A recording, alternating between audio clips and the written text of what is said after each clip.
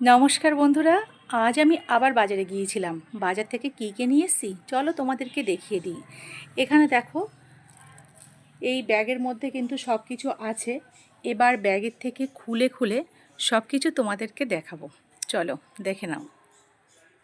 তোমরা দেখে নাও। প্রথমে এখানে কিনেছি আমি সিলভার কাপ মাছ, এখানে আছে পাবদা মাছ, পার্শে মাছ, আর এখানে আছে আমুদি মাছ।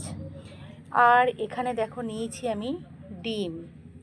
এখানে আছে টমেটো, মূলো, আমলকি, ধনেপাতা, আদা, ওলকপি, বেগুন, এখানে আছে লাল শাক।